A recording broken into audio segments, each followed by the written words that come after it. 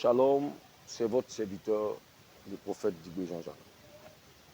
Que la grâce et la faveur de Dieu reposent sur vous. Je viens à travers cette vidéo marquer mon mécontentement, mon indignation et me poser un certain nombre de questions. Mais ces questions également qui vont certainement vous amener à chercher aussi des réponses. Quelle est notre manière de servir Dieu?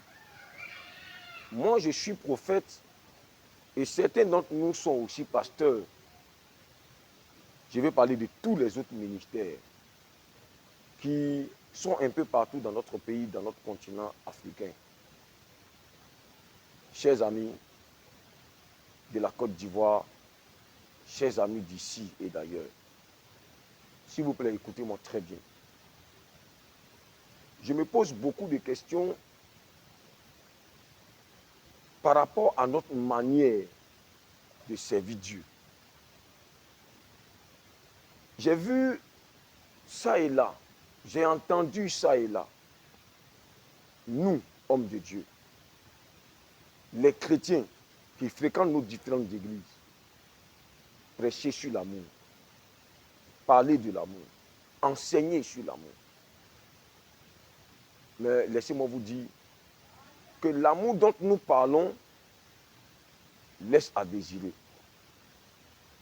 Ça laisse à désirer parce que moi, je me dis, première chose, on n'arrive même pas à vivre l'amour que nous enseignons dans nos assemblées, que nous prétendons enseigner aux gens qui sont dehors.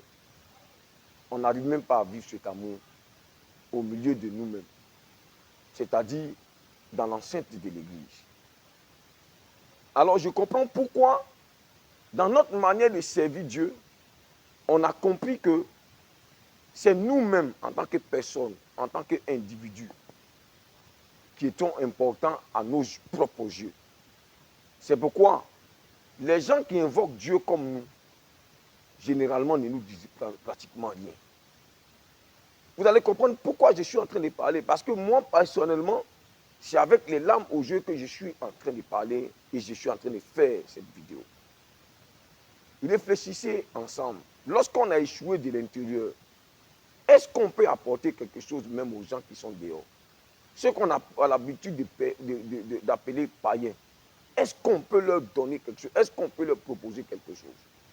C'est pourquoi, à ce stade de mon propos, je vais poser la question à vous qui me suivez, qui fréquentez n'importe quelle église dans ce monde, n'importe quelle église dans cet état de Côte d'Ivoire. Qu'est-ce que nous avons à proposer? Qu'est-ce que nous avons proposé jusqu'à aujourd'hui à la Côte d'Ivoire? Je peux vous assurer d'une chose, ma question ne concerne pas les gens élevés. Ma question ne concerne pas les gens qui mangent 3 fois par jour. Ma question ne concerne pas ceux qui ont les moyens, ceux qui sont riches, ceux qui n'ont rien à envier à des pauvres. Mais ma question concerne les pauvres, les gens démunis. Ma question concerne les femmes veuves. Ça concerne les gens qui sont délaissés. Ça concerne les orphelins, qui n'ont ni père, qui n'ont ni mère.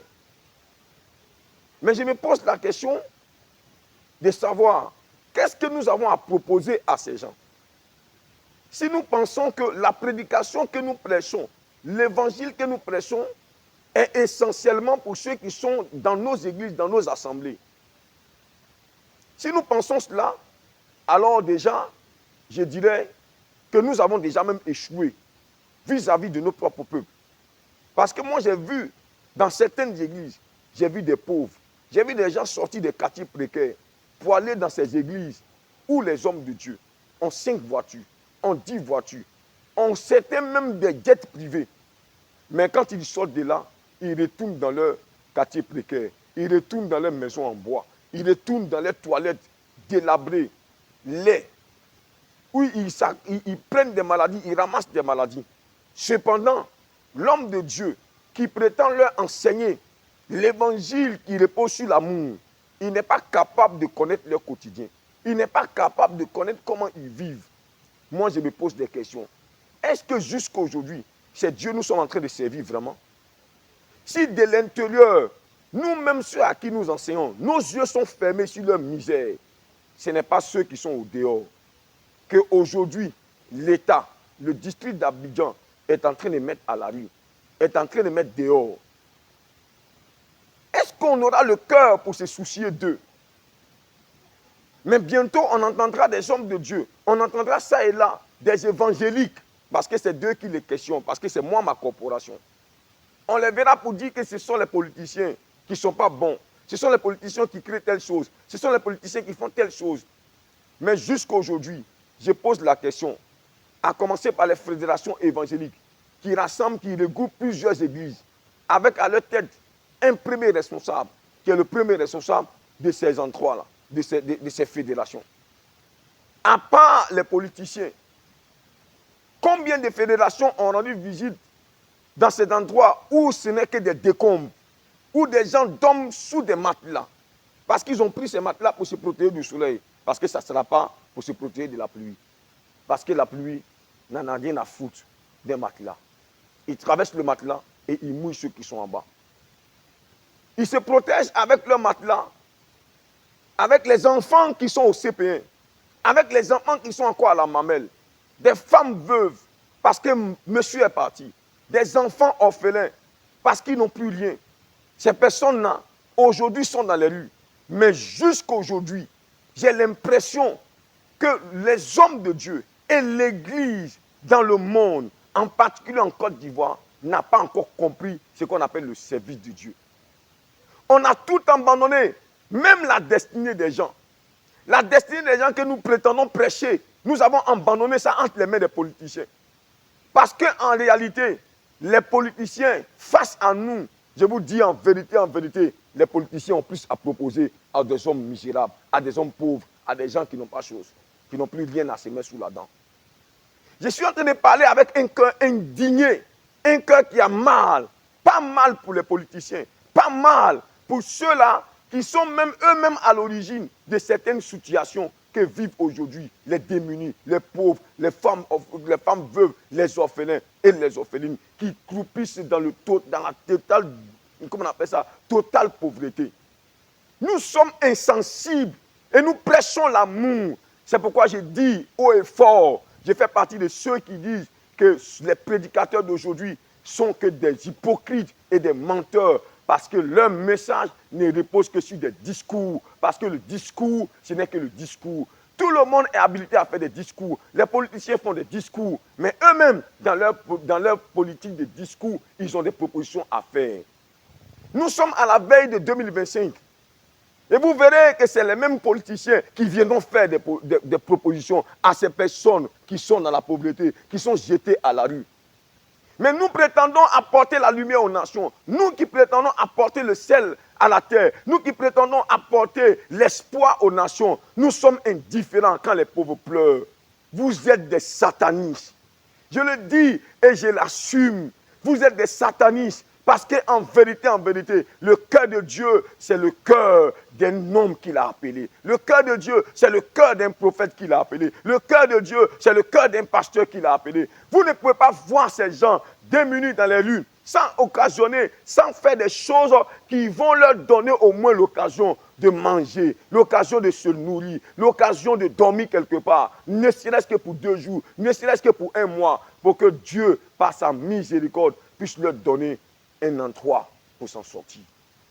Quel service nous avons à donner à l'Église? Vous rêvez d'un réveil spirituel avec un état aussi méchant de nos cœurs? Vous rêvez un réveil spirituel en attendant, d'après vous, l'accomplissement des prophéties dans notre pays, la Côte d'Ivoire? Ce n'est qu'un rêve. Parce que le rêve devient réalité lorsqu'il y a des acteurs clés. Et les acteurs clés dans une nation, pour révéler l'amour véritable, les acteurs clés, c'est ceux-là qui prêchent l'amour. Mais nous les laissons là. Et vous allez aller voir sur les réseaux sociaux. Vous allez aller voir, aujourd'hui l'information va tellement vite à cause des réseaux sociaux. Vous verrez que ce sont les politiciens qui vont encore à leurs cheveux pour leur proposer ce qu'ils peuvent leur donner, pour leur proposer une vie meilleure, mais se mettant de leur côté pour attaquer ceux qui les ont mis dans les rues, pour attaquer l'État de Côte d'Ivoire, pour attaquer, jusqu'on leur propose, ces politiciens leur proposent d'aller même jusqu'en justice, de porter plainte contre l'État de Côte d'Ivoire. Mais cependant, l'église est là. L'église se croise les bras. Et l'église n'en a rien à foutre. Elle connaît seulement la prédication entre ces quatre murs. Vous pensez que nous sommes en train de servir Dieu comme ça? Laissez-moi toucher. Laissez-moi avoir mal. Laissez-moi pleurer.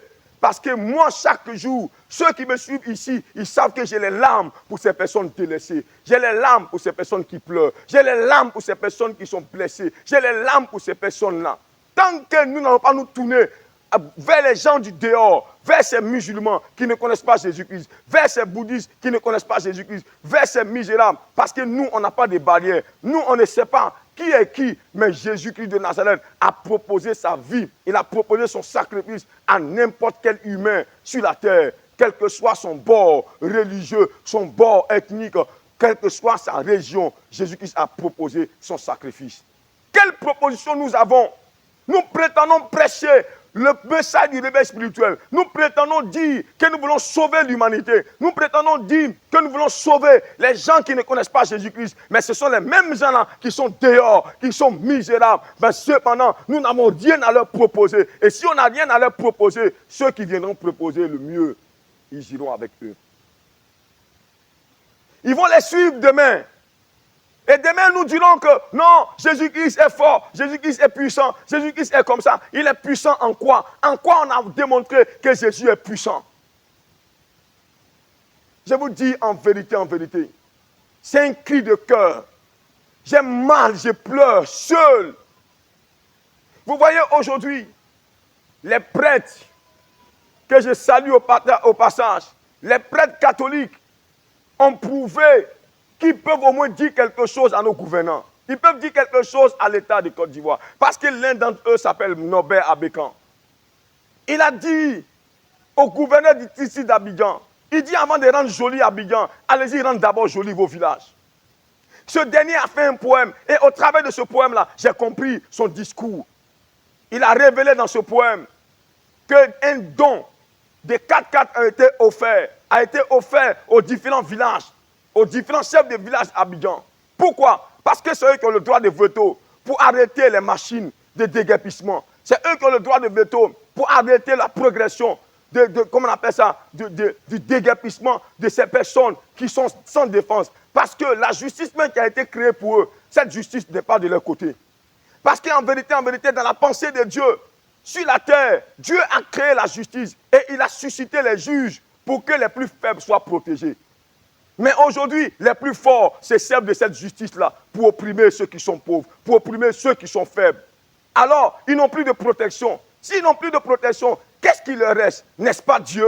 N'est-ce pas Dieu qui leur reste? C'est pourquoi Dieu est pour les pauvres. Mais si Dieu ne se voit pas, si Dieu n'est pas physique, et qu'il est pour ces malheureux, et qu'il est pour ces pauvres, qui espéraient en leur justice, qui espéraient en leurs juges, qui ne peuvent rien faire pour eux, parce que ces juges eux-mêmes sont sans puissance, ils sont affaiblis. Parce que je ne vais pas rentrer dans certains détails. Vous savez de quoi je parle. Aujourd'hui, si Dieu n'est pas visible, pourquoi il ne peut pas se faire voir par nous? Pourquoi les hommes de Dieu, pourquoi l'Église n'est pas présente sur ces endroits? Pourquoi on ne les voit pas faire des vidéos? Pourquoi on ne les voit pas faire des assistances? Apporter l'assistance qu'il faut. Pourquoi? C'est pourquoi je le dis haut et fort. Nos prédications, ce que nous prêchons dans nos différentes églises, je dis en réalité, si nous ne le faisons pas, ça veut dire que nous sommes des menteurs. Ce que tu prêches, si tu n'appliques pas, tu es un menteur. Parce qu'en vérité, personne ne peut avoir des milliards et voir des pauvres mourir de faim, être couchés dehors. Et puis, votre cœur ne vous fait même pas mal. Ça ne vous dit rien. Pourtant, Dieu pleure pour ces personnes-là. Est-ce que tu as le cœur de Dieu? Est-ce que vous avez le cœur de Dieu? Vous ne savez pas que c'est dans l'exercice de ce que je suis en train de dire aujourd'hui. C'est ce qui va apporter le réveil spirituel. C'est ce qui va apporter la conversion en masse de plusieurs. Regardez l'église des apôtres. Ils étaient nombreux. Parmi eux, il y avait des indigents. Si tu ne comprends pas le français, ça veut dire les pauvres. Mais ils ont fait de sorte qu'il n'y ait plus d'indigents parmi eux. Ils ont mis tous leurs biens ensemble, distribués à chacun, pour qu'il n'y ait plus d'indigents parmi eux. Regardez dans l'église des apôtres, il n'y a pas eu de pauvres là-bas, il n'y a pas eu d'indigents là-bas, parce qu'ils ne supportaient pas. Pierre ne supportait pas. Pierre ne pouvait pas dormir lorsqu'il voyait des gens indigents, des gens démunis, des gens pauvres. Il y a certains parmi nous dans notre corporation qui ont le pouvoir de taguer, de voir le chef de l'État, de taguer, de voir les gouvernants, d'aller jusqu'à la source pour dire, monsieur le président, pour dire, monsieur le gouverneur, pour dire, chef d'État, pour dire, l'État, attention, faites ceci pour ces hommes pauvres, faites ceci pour ces personnes qui sont démunies. Qu'est-ce que nous avons à proposer? Nous ne sommes pas encore en train de servir Dieu. Nous sommes dans le folklore, nous sommes dans l'amusement. Je suis étonné que nous voyons des nations, des familles être abandonnées, oppressées par les plus puissants, oppressées par les plus forts. Et mais l'Église croise les bras, l'Église y regarde, l'Église assise, elle prétend être le ciel de la terre. Et elle prétend être la lumière du monde. Mon œil, honte à nous, honte à l'Église évangélique. Nous sommes des menteurs. Parce que nous ne pleurons pas avec ces gens qui sont en train de pleurer dans les rues. N'est-ce pas Jésus qui a dit, pleurez avec ceux qui pleurent? Est-ce que nous sommes partis pleurer avec eux? Est-ce que nous sommes allés nous lamenter avec eux? Alors j'ai dit à Dieu un jour, j'ai dit, Seigneur, tu as mis tout ce fardeau sur moi. Et tu ne me bénis pas financièrement. Si tu m'avais donné ces milliards que toutes ces personnes ont, aucun de ceux qui pleurent aujourd'hui dans les rues, aucun ne sera dans les rues. Parce qu'à moi seul, j'allais les recueillir. Alors j'ai dit à Dieu, c'est toi qui retardes aussi un certain nombre de choses. Parce que ceux-là, ils ont l'argent, mais tu connais leur cœur, mais tu leur as donné cet argent. Et ils sont insensibles à la souffrance, même des gens de leur peuple. Ils sont insouciants. Et aujourd'hui, ils prétendent connaître comment on appelle ça? Ils prétendent connaître le mystère de la richesse. Comment devenir riche? Comme s'ils avaient le secret de devenir riche. Quel est le bébé qui est venu sur la terre, qui a eu le secret de devenir riche? La richesse, c'est Dieu qui donne. La pauvreté aussi, c'est Dieu qui le donne. Car il le dit dans sa parole, selon 1 Samuel chapitre 2, à partir du verset 6, il dit c'est lui qui appauvrit et c'est lui qui enrichit. Vous n'avez pas le secret de ça. Dieu vous a fait grâce de vous donner la richesse. Arrêtez de nous mentir dans les conférences, soi-disant conférences de secrets pour devenir riche. Vous êtes des menteurs. Le secret pour être riche, c'est Dieu qui le donne. Tu n'as rien fait pour mériter la richesse. Alors, tournons-nous par l'évangile, tournons-nous par les œuvres sociales, tournons-nous avec notre argent, notre or, tournons-nous vers eux. Sinon, les politiciens vont toujours leur proposer et c'est les mêmes qui vont retourner contre eux. Quel service nous sommes en train de faire dans les nations? Quel service? Les prophètes qui ont été avant nous, qui étaient remplis d'amour, ils sont en train de se retourner dans leur tombe. Jésus de Nazareth est ressuscité d'entre les morts. Il est en train de se poser des questions. Il dit, mais ceux-là, est-ce qu'ils ont compris ce que j'ai fait, moi? Est-ce qu'ils sont en train de faire ce que j'ai dit, nos affaires? Parce que le travail que les apôtres ont fait, c'était la continuité de ce que Jésus avait commencé. Après eux, d'autres ont continué. Mais est-ce que nous, on a continué l'œuvre des apôtres vraiment? Est-ce qu'on l'a continué en réalité? Nous ne l'avons pas fait. Nous ne l'avons pas fait. Dieu a mal. Dieu a mal. Dieu a mal. Norbert Bécan, dans cette poésie, il a dit à ses chefs, vous avez décidé de vendre l'honneur de vos peuples. Vous avez décidé de rouler à l'huile, à vivre à l'huile, en fermant vos yeux sur la misère. Parce que tu dis, je suis dans mon fréon, je monterai les vitres de ma voiture, de mon 4x4 que j'ai reçu, et je roulerai très vite, avec même les yeux fermés, pour ne pas regarder ceux qui pleurent à gauche et à droite. Vous savez, cet homme, il fait ce que Dieu aurait pu faire s'il était en chair et en os au milieu de nous. Où sont ces patriarches? Où ils sont? Où sont-ils? Ils n'ont même pas encore réglé le problème des pauvres dans leur église. C'est pourquoi ils s'en foutent des gens qui sont dehors. Parce que si ton cœur ne saigne même pas pour ceux qui sont pauvres et misérables dans ta propre assemblée, ce n'est pas ceux qui pleurent dehors que tu vas regarder. Parce que sous prétexte qu'ils sont musulmans, sous prétexte qu'ils sont animistes, sous prétexte qu'ils ne connaissent pas Jésus. Toi, tu connaissais Jésus avant? Tu le connaissais où avant, toi? Si Jésus t'a fait grâce, c'est pour que tu ailles chercher ceux qui ne le connaissaient pas comme hier. Toi aussi, tu ne le connaissais pas. J'ai mal. C'est pourquoi le réveil spirituel jusqu'à aujourd'hui ne vient pas. Parce que les gens n'ont pas le cœur de Dieu. Les gens ne portent pas le cœur de Dieu, ils ne portent pas le fardeau de Dieu, ils ne portent pas la pensée de Dieu, ils ne portent rien de toutes ces choses. C'est pourquoi l'Église n'a rien à proposer, mais ils sont sur la chair, ils sont sur leurs autels et ils crient, oh, la création entière attend avec un ardent désir la révélation des fils de Dieu. Vous êtes des menteurs. L'apôtre Paul savait de quoi il parlait, mais vous ne savez même pas de quoi il était en train de parler. Ils vont faire combien de temps là? Croupis là? Quel service de Dieu nous faisons? Quand Jésus dit, allez, faites de toutes les nations des disciples, il n'a pas parlé à un individu, il a parlé à l'église. C'est pourquoi, homme de Dieu, toi qui me suis, il a parlé aux gens qui fréquentent ton église. Ça veut dire que le vrai ministère, ce n'est pas pour ceux qui sont à l'intérieur. Le vrai ministère, c'est ceux-là qui sont dans l'intérieur, qui doivent sortir pour aller vers les nations, c'est-à-dire les musulmans, les animés, les sorciers, les mystiques, les hauts rangs, des hauts gradés, des illuminatis, des francs-maçons, pour leur dire que Jésus nous a envoyés vers vous. Nous n'avons rien à proposer. Le politicien est mieux que nous parce qu'il a quelque chose à proposer. Vous verrez, ils viendront vers ces endroits parce que la plupart d'entre eux aiment faire de la récupération. Là où ils savent que je peux aller faire une récupération pour que les gens s'attachent à moi, j'y vais. Et ils font cette récupération. Et lorsqu'ils ont fini de faire cette récupération, ils disent, vous voyez, c'est parce que l'autre ne vous aime pas qu'il vous a jeté à la rue. Parce qu'il prépare son discours pour 2025. Parce qu'il prépare son discours, mais tout en leur proposant des choses d'une meilleure vie. Vous comprenez? Avant que ceux-là ne soient là, ils ont proposé une meilleure vie à ces personnes qui étaient à Gobelé, qui étaient à Mosikro, qui étaient là-bas à Bouribana, qui étaient à Jesco, pour dire non, lorsqu'on va arriver, on va vous rendre grand, on va vous rendre riche, on va vous bénir, on va faire ceci. Oui, c'est ce qu'ils proposent toujours, mais pourtant dans leur cœur, ils savent que ce qu'ils disent n'est pas vrai.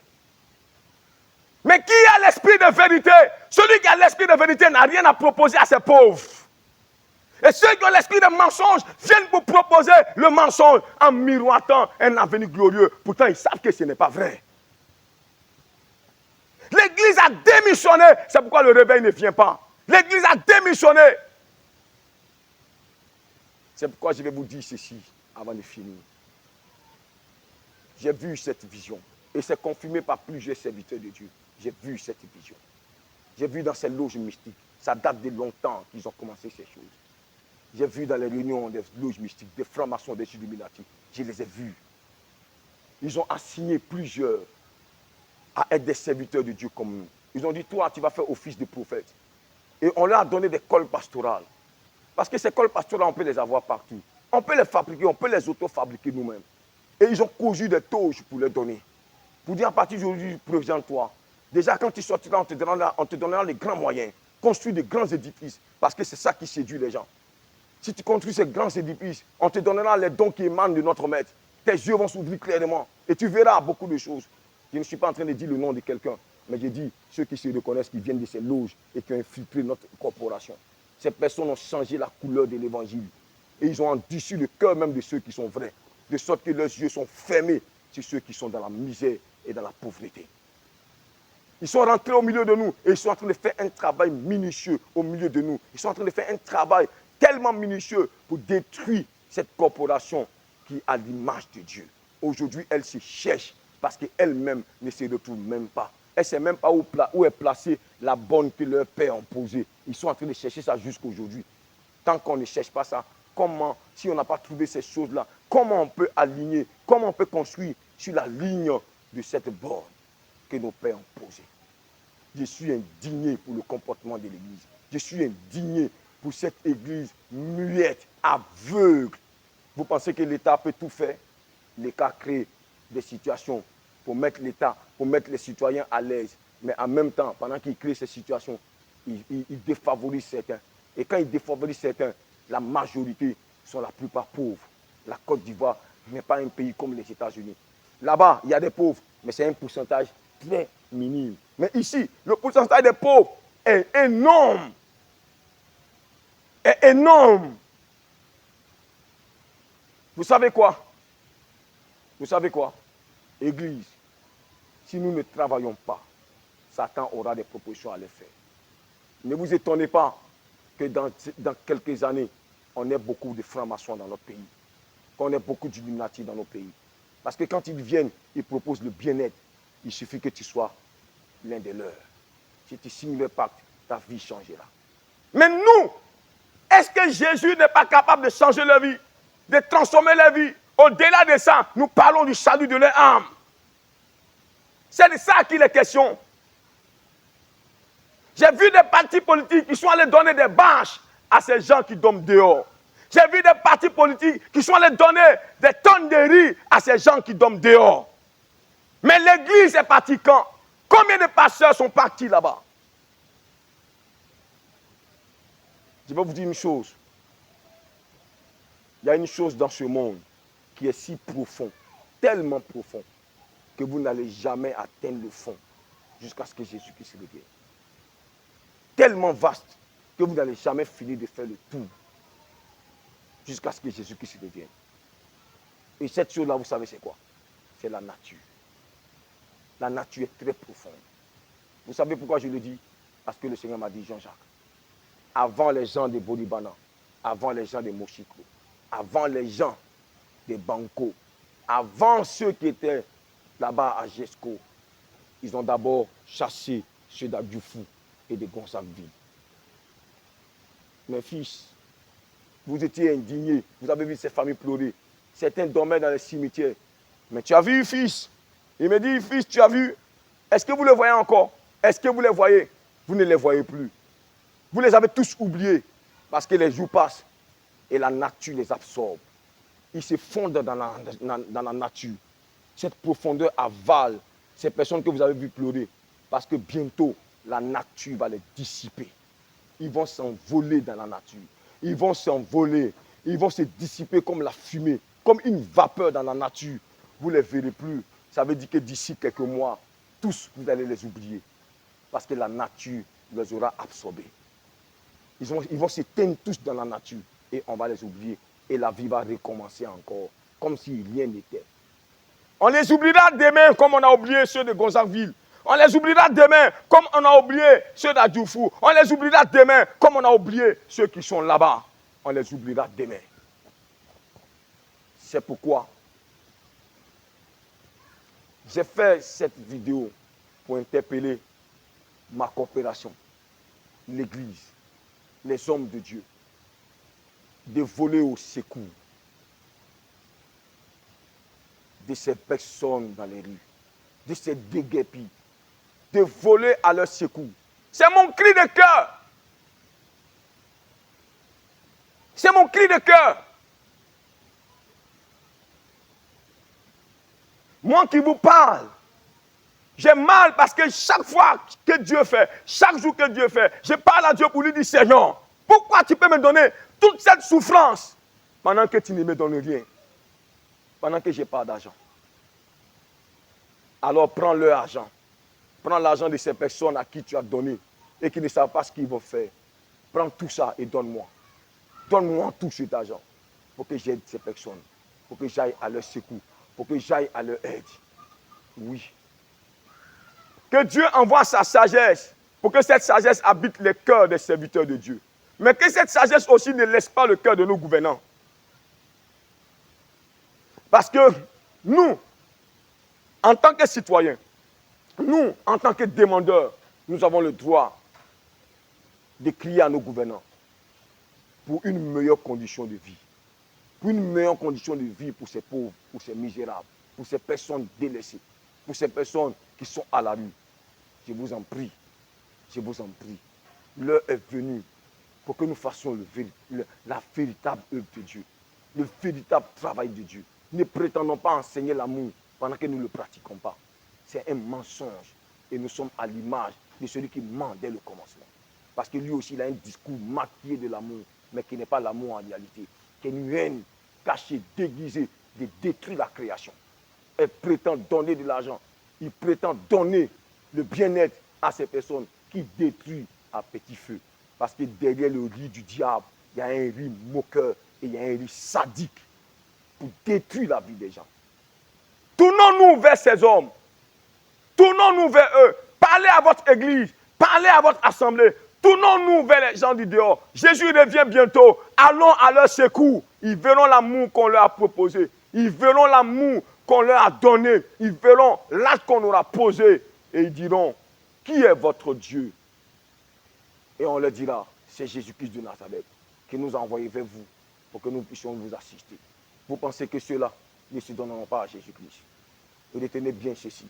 Le prophète Jean-Jacques arrive et il est déjà sur le terrain. Dieu va prendre tous vos richesses et il va donner à des hommes qui pensent à ces personnes-là. Et j'en fais partie. Il le fera parce que le temps est arrivé.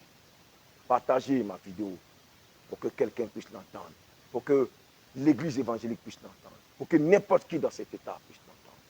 Le service de Dieu, c'est servir les hommes. Shalom.